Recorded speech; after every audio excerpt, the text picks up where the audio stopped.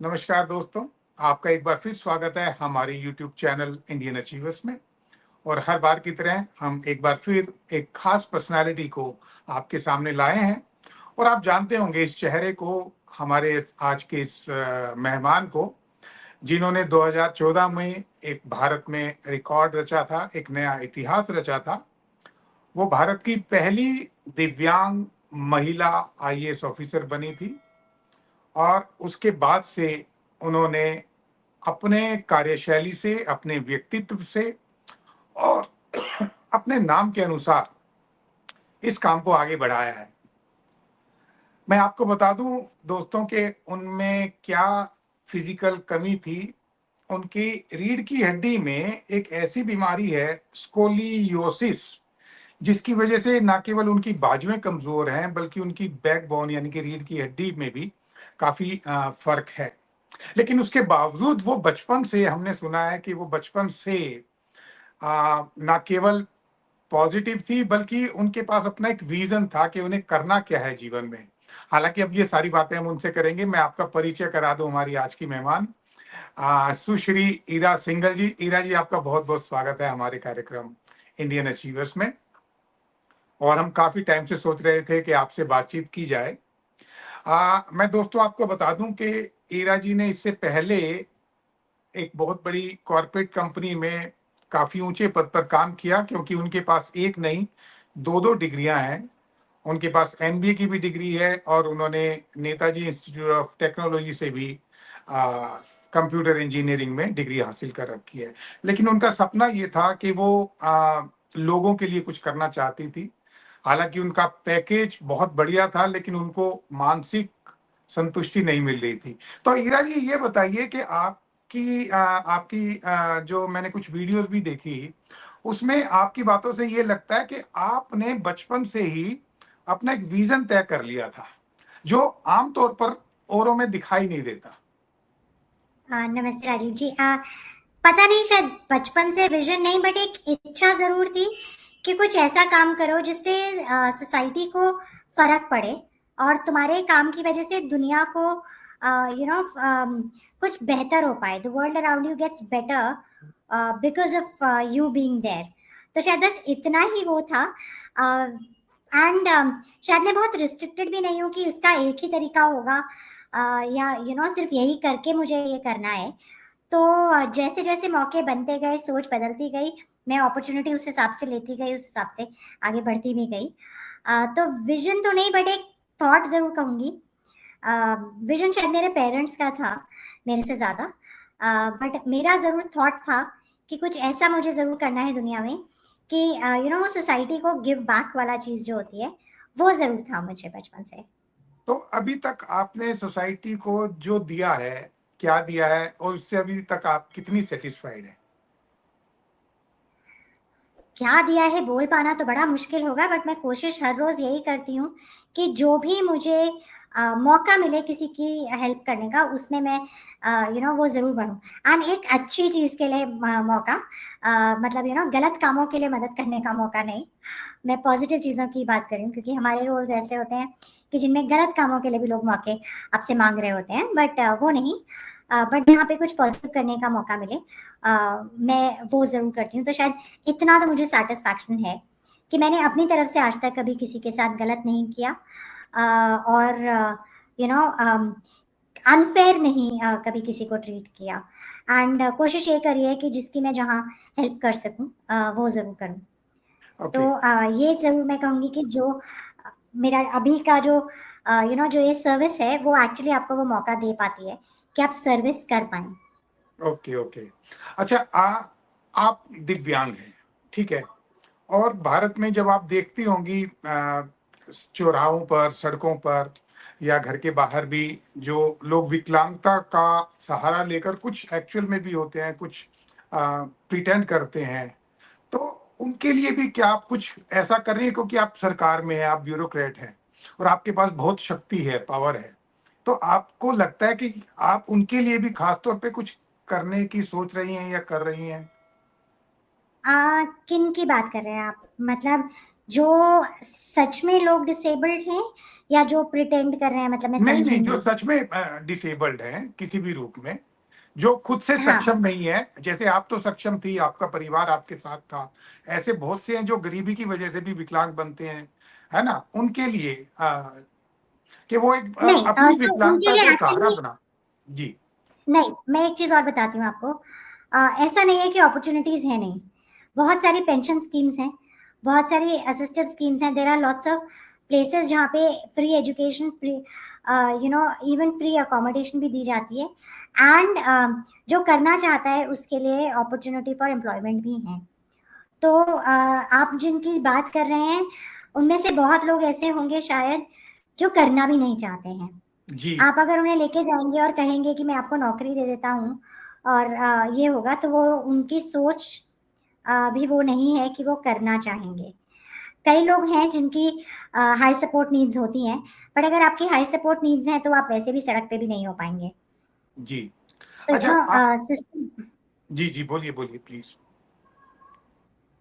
आप हाँ, आप तो मैं ये कह रही हूँ कि आपको हर लेवल पे सपोर्ट करने के लिए सिस्टम में ऑलरेडी चीज़ें एग्जिस्ट करती हैं। जब मैं उस डिपार्टमेंट में थी तो I definitely did add on to the schemes जो ये चीज़ें और पर्सन्स विद डिसेबिलिटीज़ को और एम्पावर कर पाए।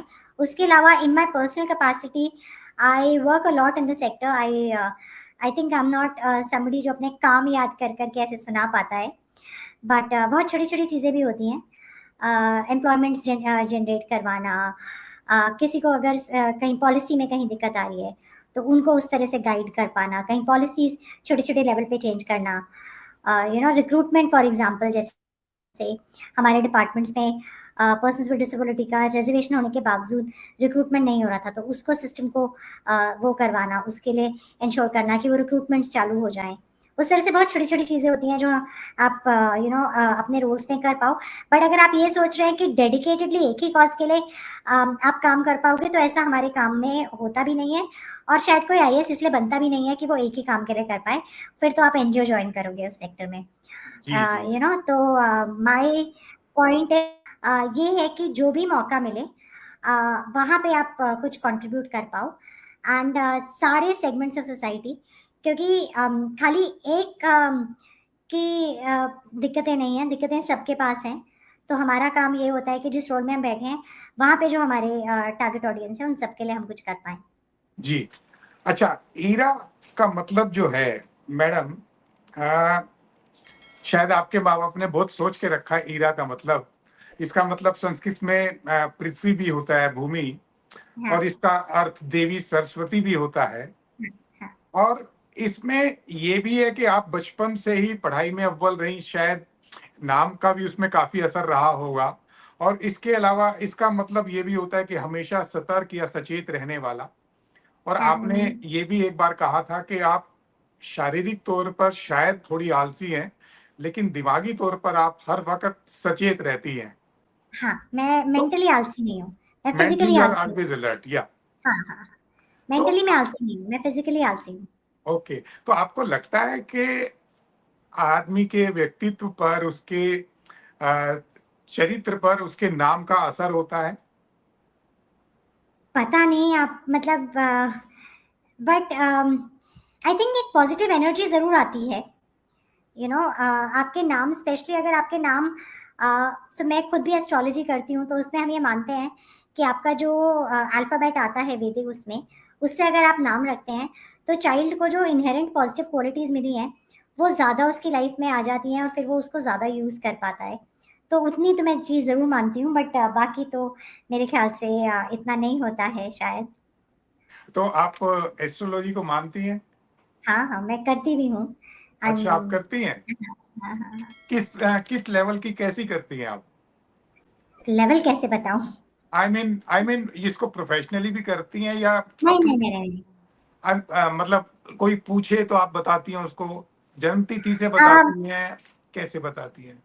जहाँ एस्ट्रोलॉजी तो वही होता है ना, जी। जन्म तिथि वाला वही होता है, हम्म। जन्म समय जी का। जी। तो एस्ट्रोलॉजी तो वही होता है। हाँ, ओके ओके, आप करती हैं, उसमें विश्वास रखती हैं। हाँ, हाँ। ओके। बट आई थिंक एक चीज़ क्लैरिफाई ज़रूर करनी चाहिए हमें कि लोग उसको ना एक सोल्यूशन की तरह देखते हैं। वो सोल्यूशन नहीं है, जी वो अपने आप को और दुनिया को समझने का एक ब्लूप्रिंट सॉर्ट ऑफ थिंग है, यू नो। बट अगर आप उसमें ये देख रहे हैं कि अच्छा मेरा क्या मैं रेमेडीज करूं और वो सब करूं, मैं उसमें विश्वास नहीं रखती। मैं मानती हूँ ये चीजें आपको अपने बारे में और आपके साथ में जो लोग हैं उनके बारे में समझ देती है, और आपको ये दिखाता है कि आप में क्या कमियां हैं और क्या अच्छाइयां हैं, और आप उस पे कैसे काम करके आगे बढ़ पाए। तो अच्छा। लोग इसको बहुत गलत तरीके से देखते हैं और सोचते हैं कि इसका मतलब ये है कि बस कुछ मैजिक हो जाएगा और एस्ट्रोलॉजर हमें बता देगा हम कब अमीर होंगे और कब ये होगा और कब वो होगा। इसका वो पर्पस नहीं है मेरे हिसाब से। इसका purpose is mainly for you to understand the world and to put the good and the bad in your life in perspective. Okay. अच्छा, आपके हिसाब से आपने बता दिया कि क्या होना चाहिए। उसके अलावा एक अलग विधि है, पामिस्ट्री भी है, हस्तरेखाओं के ऊपर भी जो है, फिर टैरो कार्ड भी है, और भी कई तरीके के हैं। तो इन सब में आपका पूरा विश्वास है या नहीं, विश्वास का मतलब ये होता है लोग ये मानते हैं कि आप इनको सोल्यूशन की तरह देखते हैं ना, वो जी नहीं है मेरा। मैं मानती हूँ इनमें टारो कार्ड तो नहीं, बट पामिस्ट्री में भी आप जो इंसान है वो आपके हाथ पे दिखता है, एंड मेरे प्रेडिक्शंस बहुत बार लोगों के लिए बिल्कुल सही हुए हैं। एंड स्पेशली सबसे बड़ी चीज जो मुझे इससे मिलती है is accepting everyone as they are. जो सबसे बड़ी चीज मैंने सीखी है इज कि वो इंसान ऐसा है और आप उसको एक्सेप्ट करके उसके हिसाब से अपना बिहेवियर करो, रादर देन कर्स करो और ये सोचो कि ऐसा क्यों है और ऐसा क्यों है। तो आई थिंक सबसे बड़ी चीज जो मुझे लगता है इससे सीखने की होती है is acceptance okay. And understanding कि लोग बहुत तरीके के होते हैं एंड बहुत सर्कमस्टांसेस उन्हें ऐसा बनाते हैं, एंड शायद आपका हॉरोस्कोप आपके सर्कमस्टांसेस दिखाता है। ओके, तो आपके हिसाब से आदमी का जो हॉरोस्कोप है उसके ऊपर वो विश्वास करके मतलब सब कुछ करना छोड़ दे, या आपके लिए कर्म भी ज्यादा महत्वपूर्ण है, या बिल्कुल भी नहीं कैसे? करना चाहिए विश्वास करके। कर्म ही तो डिसाइड कर रहे हैं ना आपका एक्शंस। जी जी। आपका एक एग्जाम पास हो सकता है बट आप फॉर्म ही नहीं भरोगे तो पास थोड़ी हो जाएगा। ठीक बात है। मतलब ठीक बात। मैं वही बोल रही हूँ इतनी देर से कि it is not about predictions, it is about hmm. Human beings as they are, you know. तो गलत तरीके से हम उसे लेते हैं, गलत तरीके से हम उसको देखते हैं, और गलत तरीके से हम it's suppose to guide you into living a happier life. It is not suppose to make you rich and destroy your enemies, और बच्चे की शादी करा देना और शादी अच्छी करना और बुरी करना। तो वो चीजें होती हैं।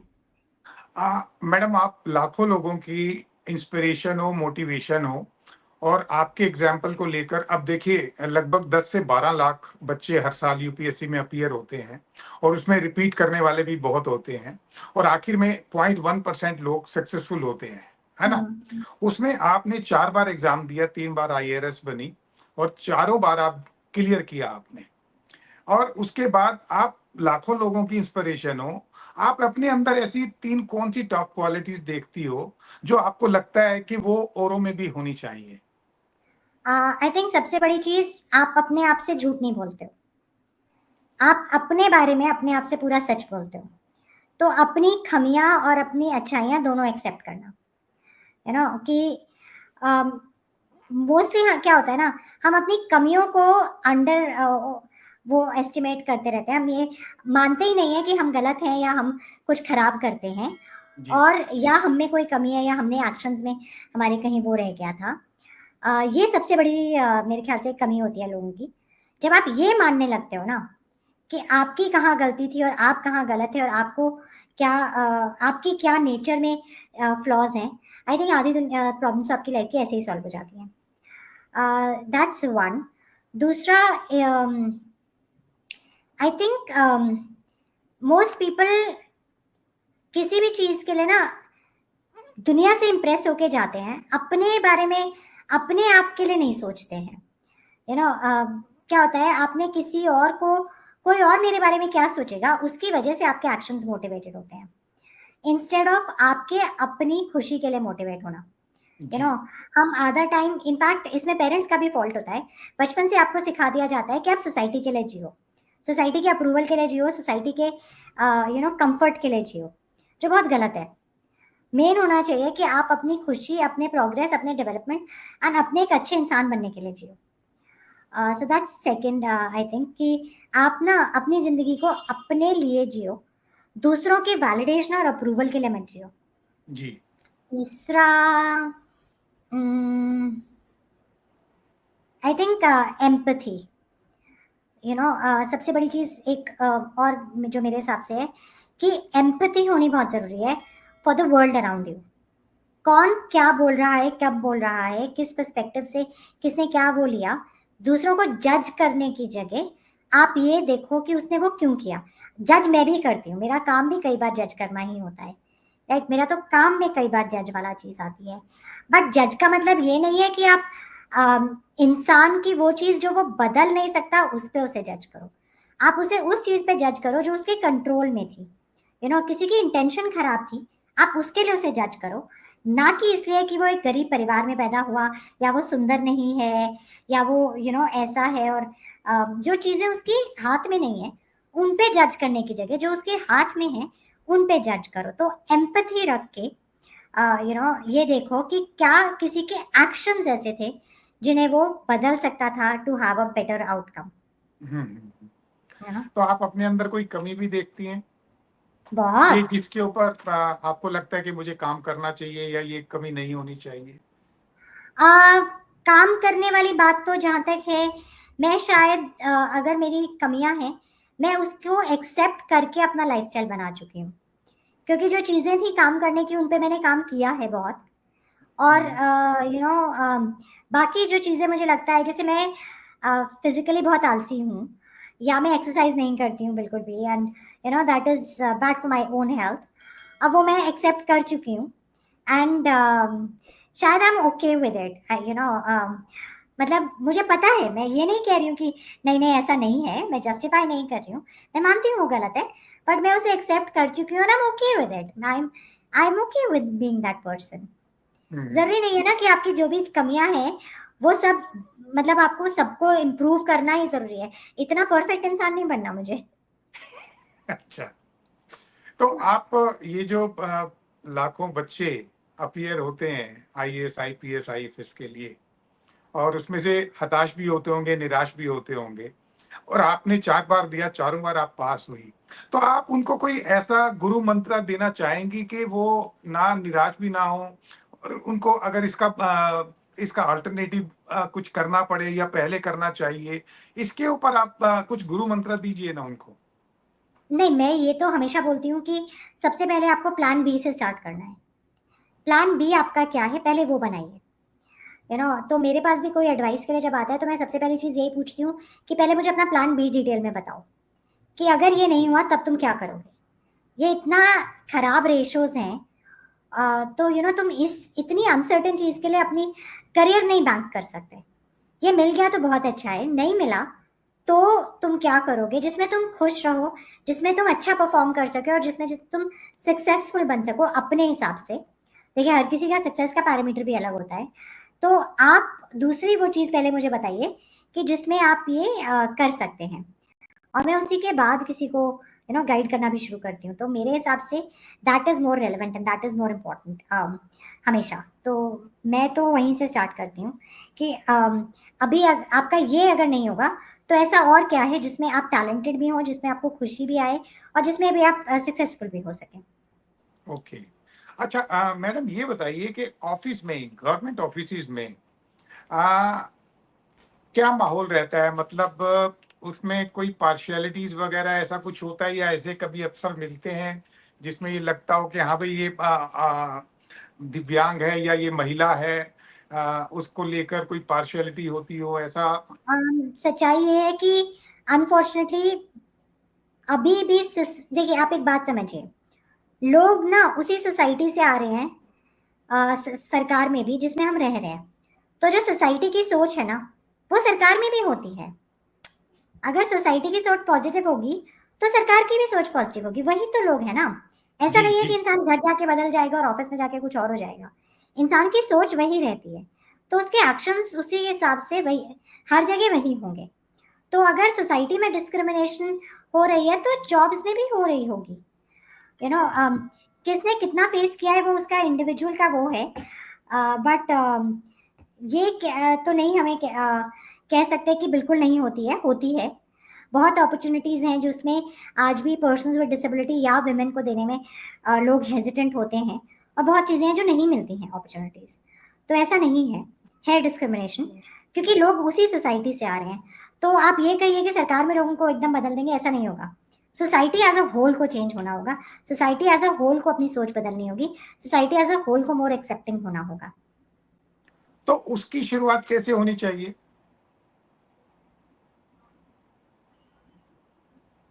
आई थिंक शुरुआत तो हो गई है। इंडिविजुअली बहुत लोगों ने टॉर्च बेरर्स रहे हैं, जिनको देख देख के शायद और लड़कियों को भी वो चांसेस मिलते हैं, सोसाइटी खुलती जाती है, यू नो। अच्छा। एंड सो शुरुआत तो हो गई है, बट देखिए हर चीज़ को, हर आइडिया को डेवलप होने में टाइम लगता है। फ्रीडम मूवमेंट को भी 150 साल लगे थे। तो you know her cheese develop होती है 100 साल। उस तरह से वो चीज़ होती है, मतलब ऐसा नहीं है कि एक झटके में कुछ हो पाए। मैडम, आप 2014 में बनी आईएएस, और 2014 में 15 ही में आती है, 14 का 15 एग्जाम। में बनी, और 2014 में 15 में। भाजपा सरकार आई, है ना? हाँ। लेकिन आपको पता तो होगा पहले सरकारें कैसे काम करती थी। अब कहते नहीं, हैं कि मुझे बिल्कुल नहीं मोदी जी, पता। ओके, अब नहीं कहते हैं कि मैं मोदी, नहीं, मैं इस बारे में कुछ बात भी नहीं करूंगी। ओके, पॉलिटिक्स में बात नहीं करनी। ओके ओके, कोई बात, ठीक है।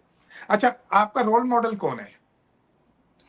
मेरा ऐसे कोई एक रोल मॉडल नहीं है। मैं सोचती, मेरी सोच ये है कि आप हर किसी से कुछ सीख सकते हो अगर आप चाहते हो, और मैं जेन्युइनली ऐसा ही करती हूँ। मैं जिससे मिलती हूँ मैं ट्राई करती हूँ कि उनसे मैं कुछ अच्छा सीख सकूँ। मुझे लगता है हर इंसान में कुछ सिखाने के लिए है। आप सीखना चाहने वाली आपकी इंटेंट होनी चाहिए।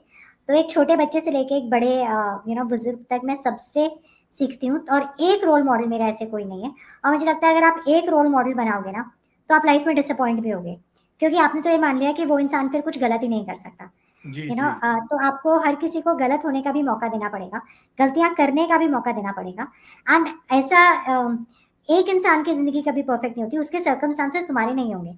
तो वो एक इंसान को रोल मॉडल बना के तुम कैसे जी सकते हो जब उसकी अपॉर्चुनिटीज और उसके जो सर्कमस्टांसेस है वो तुम्हारे पास नहीं आए। तो आई थिंक आपको, मैं पर्सनली सबसे सीखती हूँ जिससे भी मैं मिलती हूँ। आई ट्राई टू लुक कि इस इंसान में मुझे सिखाने के लिए क्या है। It can be a personality trait, it can be a talent, it can be a knowledge.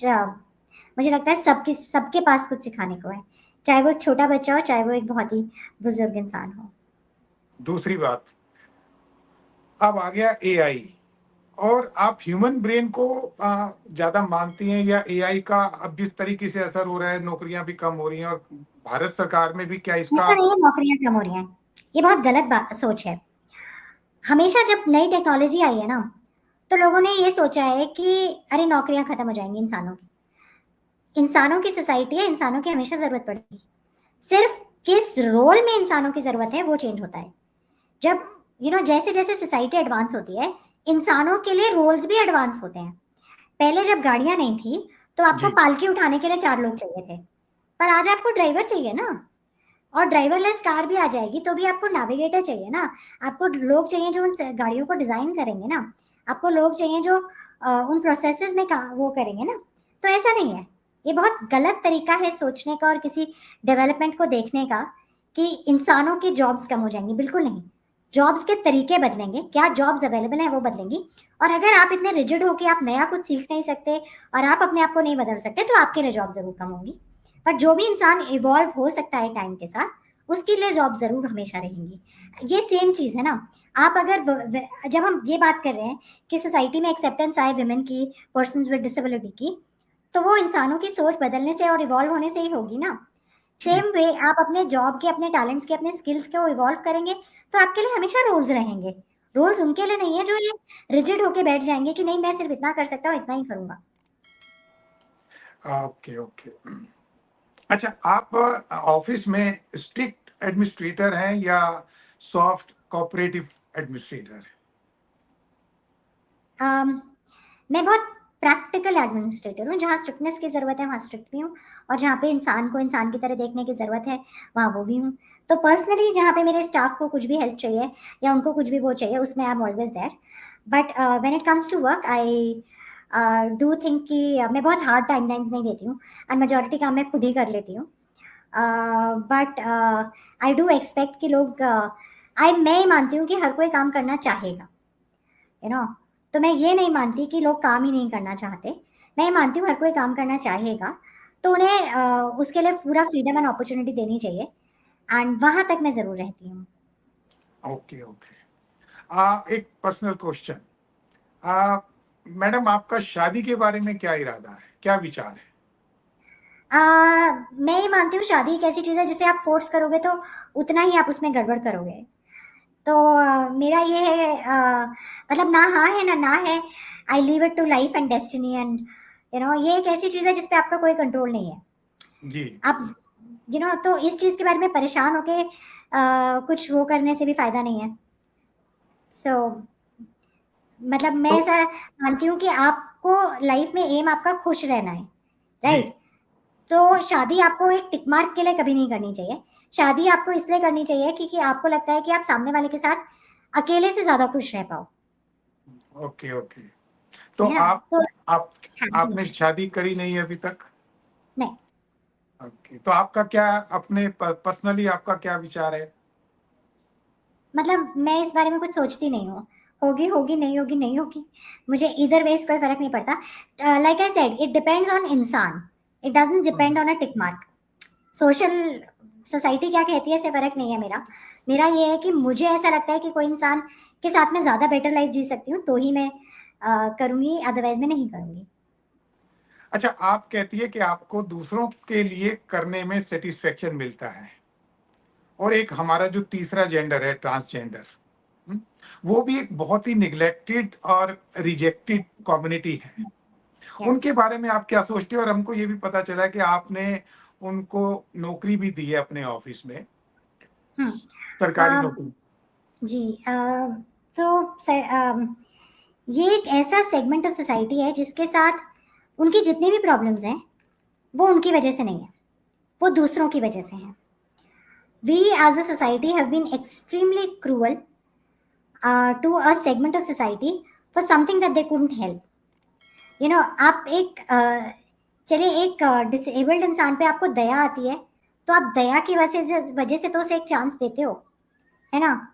But एक ट्रांसजेंडर इंसान को तो आप दया से भी नहीं, आप सिर्फ घृणा से और नेगेटिविटी से और उनका मजाक बनाते हो, जी जी आप जी। उन्हें उस तरह से ट्रीट करते हो। That is extremely cruel. कोई भी ना, हमें याद रखना चाहिए, कोई भी दुनिया में ना जान के अलग होने की कोशिश नहीं करता, और वो भी ऐसी चीज के लिए जिसके लिए उसका मजाक बनाया जाए। जी कोई भी ना चाह अपने आप को जबरदस्ती ना मजाक का पात्र बनाने के लिए कुछ डिफरेंट नहीं बनने की कोशिश करेगा। तो जो बिल्कुल। इंसान वैसा है वो वैसा है। मतलब कोई ये नहीं करेगा कि मैं अलग बन के दिखाऊंगा कुछ ताकि दुनिया मेरा मजाक उड़ाए, ऐसा कभी नहीं बिल्कुल होगा। ठीक बात, बिल्कुल ठीक बात है। ह्यूमन बीइंग्स की natural tendency is to fit in, to be hmm. Accepted. जो डिफरेंट बनते हैं वो भी डिफरेंट अप्रिसिएशन के लिए एंड मोर एक्सेप्टेंस के लिए बनते हैं, रादर देन डिफरेंट बनते हैं कि लोग मेरे को मजाक बनाए और मेरे को काट दें। जी बिल्कुल ठीक कह रही हो। राइट? उसके लिए तो आदमी संन्यास ले लेगा ना फिर। बिल्कुल। तो वो चीज हम भूल जाते हैं जब हम किसी के साथ बिहेव करते हैं। एंड तो ये एक सेगमेंट ऐसा है जिसकी सारी प्रॉब्लम्स दुनिया की वजह से है। आप सोच के देखिए, जब एक बच्चा ऐसा पैदा होता है जी तो इंडिया में ट्रेडिशनली फैमिलीज ही उसे फेंक देती है, राइट? मेजोरिटी केसेस में फैमिलीज ही उस बच्चे को फेंक देती हैं एक तरह से कि कोई ले जाए इसे, तो वो ट्रांस कम्युनिटी को दे देते हैं या जो भी है। अगर गलती से वो बच्चा घर में रह गया, माँ बाप ने उसे नहीं फेंका, माँ बाप ने डिसाइड किया हमारा बच्चा, हम प्यार करेंगे, हम पालेंगे। जब वो बच्चा स्कूल जाता है तो वहां पे उसके क्लासमेट्स ही नहीं, उसके टीचर्स उसका मजाक उड़ाते हैं, जी उसके स्कूल की अथॉरिटीज उसका मजाक उड़ाते हैं, सब उसका उसे इल ट्रीट करते हैं। आप एक बात सोचिए, जिस बच्चे का टीचर मजाक बना रहे हैं वो बच्चा कहाँ जाएगा? बिल्कुल ठीक वो कह रहे बच्चा क्या सीखेगा? हो। उस बिल्कुल बच्चे ठीक। के साथ क्या हो रहा है? तो ये दूसरी चीज होती है, जिसका मतलब हमने उस बच्चे को अगर पहले तो घर से ही फेंक दिया, जिसका मतलब है कि उसकी सारी अपॉर्चुनिटीज काट दी, उसके घर से उसके ऊपर उसका एक फ्यूचर काट दिया, उसके प्रेजेंट में उसके सर पे रूफ, प्रोटेक्शन, खाना सब काट दिया, राइट? मान लो वो नहीं कटा, तो स्कूल में उसका फ्यूचर कट गया क्योंकि टीचर्स ने उसका मजाक बनाया। एक ऐसे एनवायरनमेंट में बच्चा कैसे पढ़ेगा, कैसे थ्राइव करेगा, तो बच्चा वहां से भी कट गया, राइट। अच्छा, मान लो वो पढ़ लेता है कुछ करके, वो कॉलेज चला गया, उसने वो करा, अब वो जॉब के लिए अप्लाई करेगा, उसे नौकरी नहीं देता है, क्योंकि लोगों का ये मानना है अरे ऐसे लोगों को थोड़ी हम नौकरी देंगे, ये थोड़ी इस लायक है, तो कोई उसे नौकरी नहीं देगा, राइट। मान लो वो कहीं एक रेंट पे घर लेने जाता है, कोई उसे रेंट पे किराए पे मकान नहीं देता है। क्यों? नहीं नहीं। क्योंकि पड़ोसी क्या कहेंगे कि अरे किसको रख दिया आपने हमारे बगल में, कोई उसे मकान नहीं देगा।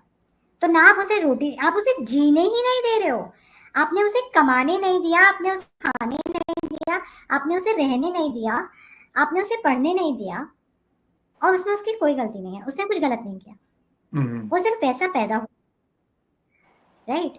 तो मैं जब मुझे ये बात समझ में आई, मुझे इतना खराब लगा और ऐसा रियलाइज हुआ कि ये कम्युनिटी के बारे में हम सोचते ही नहीं है, हमें रियलाइजेशन ही नहीं है कि इनके साथ क्या है।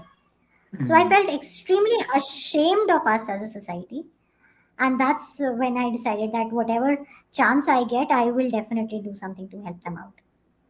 देखिए, ये तो खैर तय है, चाहे वो थर्ड जेंडर हो, चाहे वो विकलांग हो, दिव्यांग हो, ये झेलना तो सबको पड़ता है ना? ये तो मैंने भी देखा है, पर्सनली भी देखा है। आपके साथ बचपन से कैसा अनुभव रहा?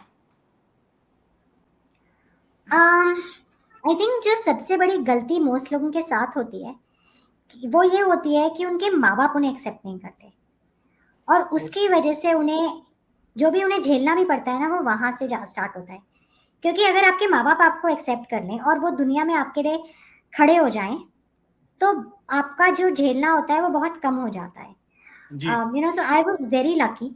I had parents who were not ashamed of me, who were not ashamed of my disability, and who did not even try to hide it, nor did they glorify it. उन्होंने ना मुझे बेचारा बोला, ना मुझे बहुत झाड़ पे चढ़ाया कि नहीं नहीं ये कुछ नहीं होता। मुझे बहुत रियलिस्टिकली समझाया गया हमेशा कि तुम्हारी ये कमियां हैं, बट इसका मतलब ये नहीं है कि तुम्हारी कोई टैलेंट्स नहीं है, यू नो, और तुम्हें उस पर फोकस करके काम करना है, और तुम्हें ये एक्सक्यूज नहीं मिल रहा है कि कि तुम अपने टैलेंट्स पे काम ना करो। तो मेरी डिसेबिलिटी के साथ मुझे कैसे आगे बढ़ना है ये सिखाया गया। एंड हमेशा एक्सपेक्टेशन मेरे लिए जो बार सेट थी ना, एक होता है ना बच्चे के लिए टारगेट जो सेट होता है, मेरे लिए हमेशा वो टारगेट सेट था जो मेरी कैपेबिलिटीज के, है ना। हम एक चाइल्ड विद डिसेबिलिटी के लिए वो टारगेट सेट करते हैं जो उसकी डिसेबिलिटी से रिलेटेड होता है, ना कि उसकी एबिलिटी से। और घर में माँ बाप ही उसको कहते हैं हाय बेटा इसका क्या होगा, ये क्या कर पाएगा आगे जाके, ओहो हम तो बहुत परेशान हैं। आपने उस बच्चे को ही पीछे धकेल दिया, आपने उस बच्चे को बचपन से बता दिया कि तुम किसी लायक नहीं हो। आप एक इंसान को जो मेंटली वीक करते हैं ना, बाकी सब तो उसके अलावा हो जाता है। बट हाँ, जैसे कभी भी स्कूल एडमिशन की जब भी बात आई, तो मेरे को हमेशा सारे स्कूल्स रिजेक्ट कर देते थे, और मेरे पेरेंट्स को बोलते थे इनको ये बच्चे तो स्पेशल स्कूल्स में ही जाते हैं, जबकि मुझे ऐसी कोई ज़रूरत नहीं थी। एंड बहुत मुश्किल से मेरे पापा ने बहुत दिनों तक चक्कर काटे हैं, बहुत भीखे मांगी हैं कि आप ट्राई तो मौका तो दो मेरे बच्चे को। तो मेरे फादर ने बहुत फाइट किया है, मेरे दोनों पेरेंट्स ने बहुत फाइट किया है, एंड शायद इसीलिए मैं कुछ बन पाई। एंड इसीलिए डिसेबिलिटी के जो बहुत सारे और कॉन्सिक्वेंसेस थे वो मुझे उस तरह से नहीं झेलने पड़े, क्योंकि मेरे पेरेंट्स ने इंश्योर किया कि मुझे ना झेलने पड़े। एंड मैं इवन जो ये आपका भी पॉडकास्ट हम कर रहे हैं, ये मैं इसीलिए करती हूँ, मैं चाहती हूँ कि शायद एक तो माँ बाप अपने बच्चे के लिए इसके बाद पॉजिटिव सोच रख पाए, वो अपने बच्चे को। जी। तो आप बहुत लाखों लोगों के रोल मॉडल हैं। आप ऐसे पेरेंट्स को क्या मैसेज देना चाहेंगे, बिल्कुल सटीक, जो उनके जाकर दिल पर लगे? आप अपने बच्चे के लिए जितनी सोच रखते हो ना, आपका बच्चा उससे बस 2 कदम ही आगे बढ़ पाएगा। अगर आप अपने बच्चे के लिए सोच रखोगे कि वो घर की दहलीज के अंदर ही रहे, तो वो बाहर भी नहीं निकल पाएगा। जी। तो सब कुछ आपसे शुरू होता है। आप अपने बच्चे को जैसा दिखाना चाहोगे, उसकी सोच वैसी बनती जाएगी, उसको वो अपने बारे में वैसा सोचेगा, क्योंकि पहला कदम हमेशा घर से स्टार्ट होता है। आपके माँ बाप आपके बारे में जैसा सोचते हैं, जैसी उम्मीद रखते हैं, जैसा आपको सपोर्ट देते हैं, उसी के ऊपर आप खड़े होते हैं ना, आपकी फाउंडेशन वहीं बनती है। तो अगर आपने स्ट्रॉन्ग फाउंडेशन दी अपने बच्चे को, आपने उसको याद दिलाया कि उसमें कैपेबिलिटीज और टैलेंट्स भी बहुत हैं, तो ही वो कुछ बन पाएगा। ऐसे मैंने बहुत माँ बाप देखे आज की दुनिया में जो अपने बच्चे के लिए पॉजिटिव सोचते हैं, अपने बच्चे पे विश्वास रखते हैं। बहुत सारे persons with all kinds of disabilities, उनके बच्चों में काफी टैलेंट्स मैंने देखे हैं। ओके, तो कोई और मैसेज देना चाहेंगी आप? क्योंकि अब हमारा आपसे बातों में पता ही नहीं चला कि कब हमारा इतना समय हो गया। कुछ और ऐसा मैसेज जो चूंकि जो समाज के लिए बेहतर हो, जो समाज में बुराइयां व्याप्त हैं उसको दूर करने में, मतलब मैं एक आम लोगों को जोड़ने के हिसाब से पूछ रहा हूँ। जी, आपकी आवाज कट गई थी, मैं सुन नहीं पाई थी, आप कनेक्टेड मैं नहीं ये थे। कह रहा हूँ कि जिसमें आम लोगों की भागीदारी बने, चूंकि आप एक रोल मॉडल हैं, और उस भागीदारी में लोगों को क्या करना चाहिए, कैसे करना चाहिए, क्या आप इसके बारे में कुछ मैसेज देना चाहेंगी? मैं सिर्फ दुनिया को यही कहूंगी कि हर किसी को एक मौका दो। आप किसी के बारे में क्या सोच रहे हो, उससे उसकी बहुत सारी अपॉर्चुनिटीज कटती हैं या मिलती हैं। तो किसी के बारे में कुछ भी सोचने से पहले एक सेकंड रुक के सोचो कि जो मैं सोच रहा हूँ वो सही है और मैं ऐसा क्यों सोच रहा हूँ। हमें सिर्फ सोच देनी है, सोच चेंज करनी है, बाकी कुछ बड़ा नहीं करना। मुझे सिर्फ हर इंसान को उसकी शक्ल पे नहीं जज करना है, मुझे उसके मौका देके, उसका टैलेंट देख के उसे जज करना चाहिए। यू नो जो हम शक्ल पे लोगों की जज करते हैं ना, उतना बस उतना रोकना है। जैसे वो कहते हैं ना, एक चीज प्रिटी प्रिविलेज, वो सच है, तो वो सच आपको है। नहीं लगता कि स्कूलों में एक पर्सनालिटी डेवलपमेंट और ये पेरेंटल के ऊपर भी चैप्टर्स वगैरह होने चाहिए, कुछ बदलाव आने चाहिए? आई ऑनेस्टली बिलीव कि पेरेंटल काउंसलिंग बहुत जरूरी है। क्या? कोई भी दोबारा लोग, बोलिए, दोबारा पेरेंटल बोलिए। काउंसलिंग बहुत जरूरी है। पेरेंट्स को एक अच्छा पेरेंट कैसे बनो ये सिखाना बहुत जरूरी है। बहुत जरूरी है हाँ, ना? जी। बहुत ज़रूरी है। क्योंकि दुनिया में ना आपका बच्चा आगे जाके और कितना डैमेज करेगा या दुनिया में कितनी पॉजिटिविटी फैलाएगा, वो आपकी वजह से है। I think children are a reflection of how their parents thought of them. आप अपने पेरेंट्स, बचपन में जो आपके साथ हुआ ना, वही आपकी बहुत लाइफ को डिफाइन करता है। तो आई कंप्लीटली अग्री कि पेरेंटल काउंसलिंग बहुत ज़रूरी है एट एवरी स्टेज। लेकिन कि आपको पेरेंट्स लगता है कि जिस ढंग से अब ये सोशल मीडिया हावी होता जा रहा है, अब तो पेरेंट्स भी, अब वो बच्चा बात नहीं कर रहा तो वो खुश हैं कि चलो कोई बात नहीं, मेरे पास मोबाइल है। तो उस एक्चुअली इस जी। आई थिंक लोग अपने रोल इन पेरेंट्स को ना ढंग से समझ नहीं पा रहे हैं। वो अपने ऊपर इतना फोकस्ड हैं, अपने आप को कूल बनने में और अपने जीवन में वो करने में, they were probably not ready to be parents शायद। एंड वो बन गए बस, या एक सोसाइटी ने कहा है आपको पेरेंट बनना है तो आप बन गए। शायद आप you not really into it. तो वहाँ पे भी चीज़ें बहुत हैं, क्योंकि देखिए हर कोई हर चीज़ के लिए सूटेड नहीं होता। तो आप, कई बार क्या होता है ना कि सब यही करते हैं तो हम भी यही कर रहे हैं। जैसे इंडिया में सब इंजीनियर बनते हैं तो हम भी इंजीनियर बन गए। जी। जरूरी नहीं है कि आप अच्छे बनो, राइट। जी। मतलब मैं पर्सनली बहुत ही बेकार इंजीनियर हूँ। तो बहुत ही बेकार इंजीनियर हूँ। Not in computer engineering, but बाकी सब चीज़ों में बहुत बेकार हूँ मैं। अच्छा। तो मैं वही बोलूंगी कि हर कोई हर चीज़ के लिए सूटेड नहीं होता। तो शायद पेरेंट्स के साथ भी ये हो रहा है। एंड दूसरी चीज़ क्या हो रही है ना, हमारी capacity to hear thoughts contrary to what we believe, वो खत्म होती जा रही है।